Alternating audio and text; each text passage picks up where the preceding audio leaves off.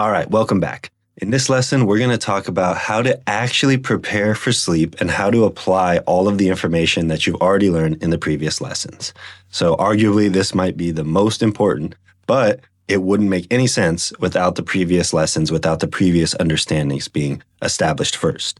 So let's jump in and get started.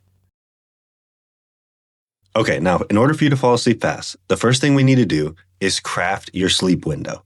Okay, and we need to craft it in a very particular way that makes sure of a couple of things. So the first thing we need to do is make sure that we design this sleep window in a way that will allow your sleep drive to be at a maximum before you actually even try to go to sleep. And the second thing that we do is we need to design it so that it's consistent and that it will work for you with your real life situation. So what you're going to do to start out is you're going to pick the time that you normally have to wake up at. So if you wake up at 6 a.m. for work or to take the children to school or whatever it is that you do, you need to pick your most common wake up time. Now, I understand during the weekends, it might be different during the week, but pick the time that works for you on most days. Okay. And that's what you're going to stick with for the next 30 days. So let's say, for example, that's 6 a.m. What you're going to do is you're going to subtract 7 hours from there. And that gives you a time of 11 p.m. So if your wake up time is 6 a.m., your bedtime, which we're going to talk about, you're not going to try to just go to bed at that time, but what we should call the beginning of your sleep window would be 11 p.m. And the same thing, if you wake up at 7 a.m., 12 p.m. would be the beginning. And if you wake up at 8 a.m., then 1 a.m. should be the beginning. And the reason why is because this gives us 7 hours of sleep, which is plenty of sleep, but it also will be able to control what's going on outside of the sleep window as well. Let me explain. So as we've talked about before, we know that it takes about 17 hours for your sleep drive to get to a maximum. And if we have 24 hours in a day and we subtract 7 for sleep, then that gives us the remaining 17 hours to make sure that your sleep drive will be at a maximum.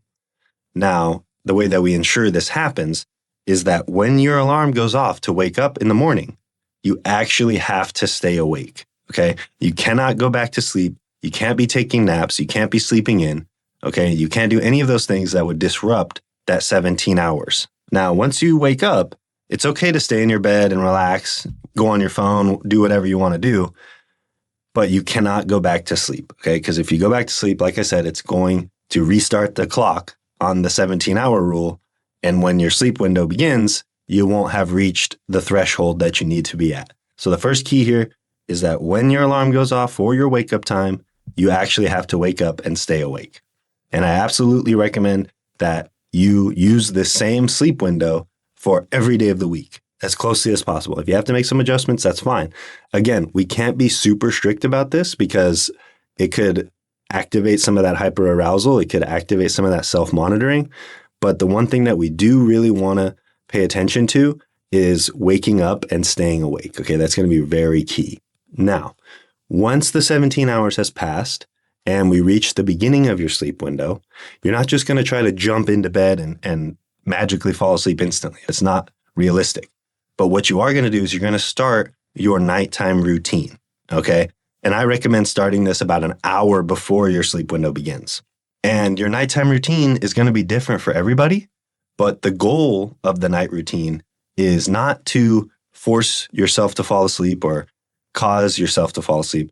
It's simply to enjoy your nights. Okay, so we're going to talk about in this next slide how to actually craft the perfect bedtime routine. Now, before we get into your bedtime routine, we need to talk about intention. Intention matters much more than the actual things that you do in your nighttime routine. Because if you do things at night with the intention of, say, tricking yourself into falling asleep or forcing yourself to fall asleep faster or whatever it is, if you're using the activity as a way to force yourself to sleep, it will backfire.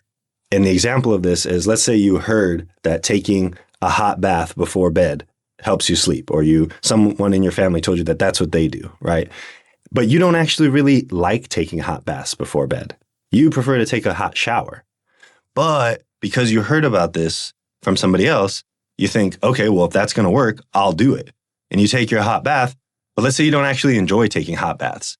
and you just do it because you think it's going to work. That is the wrong intention, because all that's going to lead to is you getting into bed wondering, oh, is the hot bath going to work? And then that self-monitoring starts to kick in. And the worst thing that could happen is if it does work, or at least you think it works for a couple of nights, and then it stops working, then it starts that cycle of, oh, great, now I got to find some other thing to do, right? And it's a never-ending cycle because none of those things have anything to do with you falling asleep. You falling asleep comes down to sleep drive and hyperarousal, which we've already talked about, the gas and the brakes, if you remember. So what do we do instead? Well, the answer is we design our bedtime routine simply to just be doing things we enjoy. Because when you do things you enjoy, it actually produces chemicals in the brain that counteract the fight or flight response, that reduce hyperarousal, that make you feel good and calm and happy. And that is the state that will allow your sleep drive to activate without any breaks, without any hyperarousal slowing it down, and it'll cause the feelings of sleepiness, and it will make it very natural and easy for you to fall asleep. Because this is what people who sleep well actually do. They just do things in the evening that they enjoy, that relax them. They don't do things because they think they have to do something that's going to help them fall asleep. They're already confident in the fact that they're going to fall asleep. So whatever they do at night can be considered their nighttime routine. But if you are struggling with sleep, then you do have to be a bit intentional and do things that you enjoy to reduce that anxiety, that worry, that fear that's coming up in the mind. And it's sort of like a creative distraction. But the problem is a lot of sleep advice out there tells you to do things at night that you don't enjoy, right? Like reading a boring book or sitting out in your living room in a hard chair and watching some TV show that you don't even enjoy, right? You need to scrap all of that and realize that enjoyment is the number one thing. So you can watch your favorite TV show, scroll on your phone, you can listen to your favorite podcast, you can play video games, you can do anything you want. You could take a hot shower. As long as these are things that you genuinely enjoy doing, they are going to help you be able to fall asleep faster. So right now, it'd be a very good idea for you to maybe write down 3 to 5 things that you can do tonight at the beginning of your sleep window that you will find immense joy in doing. Okay, and this is different for everybody. But like I said, me and my clients, some of the things we do, it's very simple. Watch TV, listen to a podcast, play video games, read a book. It doesn't matter what it is. It's just that when your sleep window starts, you're now only going to focus on doing things that you enjoy, that bring you happiness, that help you to relax, but not with the intention of forcing yourself to fall asleep, but with the intention of allowing your sleep drive to do its thing and waiting for that feeling of sleepiness to come upon you, at which time you will then go to bed. Now, if you go lay down and it doesn't happen right away and you're still kind of awake, then I recommend doing something you enjoy while you're lying in bed. Me personally, every single night, I watch TV until I feel sleepy, then I go lay down and I put my phone on to some sleep video on YouTube or some kind of documentary thing, and I just put my phone next to me and I fall asleep within minutes. And I recommend you do the same thing. But if you prefer total silence, then total silence. It's up to you. The key is to do it the way you want to do it, that makes you feel good, that makes you feel happy, distracted, and as comfortable as possible, even if you aren't sleeping at all. Okay, you need to think of this in the way of, if tonight I was not going to sleep at all, no matter what happened, what could I do that would allow the time to pass in a way that I could just lie there relaxing, feeling fine and content and not worried about a thing?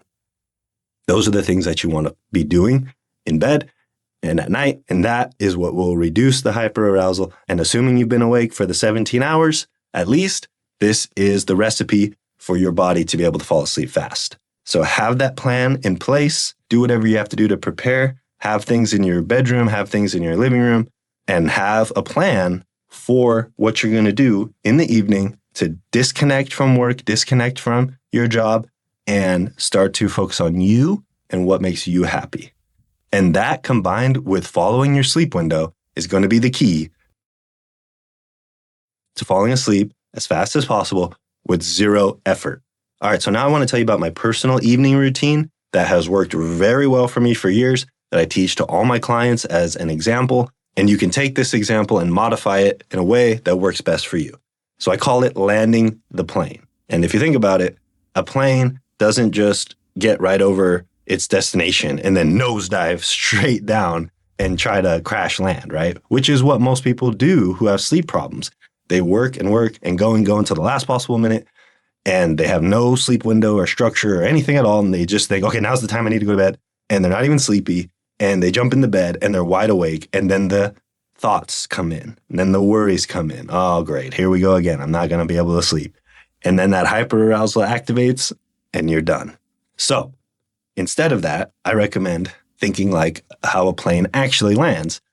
45 minutes or whatever before the destination, it slowly starts to descend towards the target so that I can make a very clean and safe landing. So about 45 minutes to an hour before bed, here's what I like to do. Number one, I shut down all work-related activity. Okay, I close my laptop, turn off the computer, put my phone down, put it in airplane mode, and I tell my mind whatever unfinished tasks there are, we're going to finish them tomorrow, and we're going to put them off, and we're not going to focus on work anymore. Then I like to finish or postpone any important conversations that I need to have with my business partners, with my family, with my girlfriend, whatever it is, right? You don't want to be going into your sleep window still having these conversations because it's going to lead to anxiety. It's going to make it harder to fall asleep. So you want to talk to these people and either finish up whatever it is that you got to say or say, you know what, let's postpone this for tomorrow or the next day. Then I like to engage in family time, spend time with my daughter, watch movies, play video games, do whatever she wants to do. And at that time, I like to focus on gratitude for the day. I personally like to focus on gratitude all day long from the moment I wake up, whenever I think about it, and whenever it comes into my mind, and I remember to focus on gratitude in the moment. So you can just simply think of what were 3 things today that I can feel grateful for. And it's very simple to do. And it will make you feel very good, and it will help you recap the day and kind of put a lid on it. So as we're getting closer to your sleep window beginning, you really want to switch to, disconnecting from everything and getting into that state of gratitude, right? And then I like to just take a hot shower or bath, whatever I feel like doing, to cleanse my body and my mind and prepare for sleep. Then what I do is I make sure that my bedroom temperature is set to where I like it. I personally prefer 68 degrees, but that's different for everybody. And that's just a comfort thing. Okay. I'm not doing it as a trick to make myself sleep or something like that. It's just what I prefer the most. Then what I like to do is I like to plan tomorrow today. I have a little notebook by my bed with a pen, and I just write down the top 3 to 5 things that I need to get done tomorrow. So that way I'm not laying in bed thinking about those things, right? And it's written down in my brain. Can say, okay, we got that handled. We know what we're doing tomorrow. No need to worry.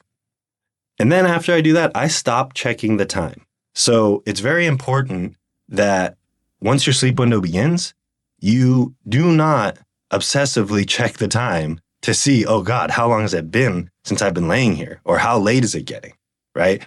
Because when you check the time in that way, it sets you up to feel anxiety and to feel worried about how late it is or how much or little you've slept or whatever it is. It's never a good thing, okay? So what I suggest is you simply set your alarm for the end of your sleep window. If it's 6 a.m., 7 a.m., whatever it is. You can double check it just to make sure that it's definitely set. Make sure you plug your phone in so that the battery doesn't die, right? And now you don't have to worry about the time anymore. Okay, you can flip your clock over. You can not have a clock in your room. You can put a cloth over the clock, whatever you got to do. And if you absolutely do have to check the time, that's totally fine as well. But obsessively checking the time just to see how long it's been or how long it's taking you to fall asleep or whatever it is going to be extremely counterproductive. So a major suggestion that I have for you is once your sleep window has begun, you do not check the time until the end of the sleep window and you're starting your day the next day as best you can. And now we get into the bread and butter of the sleep window. You're going to switch to doing only things that you truly enjoy. And you're going to do whatever you like to do that makes you feel good, that makes you feel happy, relaxed, and makes the nighttime enjoyable. Because a big part of insomnia and having trouble sleeping is that our mind and our body has associated not being able to sleep as a threat. And when the body and the brain perceives a threat, it activates the fight or flight response, as I've been saying over and over again. So what we need to do is get your body and mind to no longer fear nighttime, whether or not you sleep. And when you have a plan of things to do that you enjoy in the evening, it's going to slowly retrain your brain that, hey, you know what? Even if we're not sleeping, at least we're doing things that we enjoy. At least the nighttime is comfortable and safe. And even if we have to stay up all night, at least we have somewhat of a plan to pass the time as enjoyably as possible. And that process over and over again will begin to retrain the brain that nighttime is safe, that there's no threat, no need to activate that fight or flight response. And this is when sleep becomes effortless again. And eventually you'll get so good at it that you just don't even have to put any conscious effort into it at all anymore. And that's where I want you to be. And that's where the information in this course will eventually take you. And finally, don't rush the process, okay? This is so important, okay? Like I said, you can't force yourself to sleep, okay? You can't make it happen in any way. You can't rush it, all right? You have to allow it to happen to you. And the moment that you start to rush it is the moment that it stops happening. So you're going to have to learn what it's like to allow sleepiness to happen to you. But it's really easy because there's nothing that you actually have to do besides doing things that you enjoy and making sure that your sleep drive is high by following your sleep window. So it all comes together right here. And this is my personal bedtime routine. You can take this as a framework, adjust it however you want, but make it your own and start following it tonight. And I'll see you on the next lesson.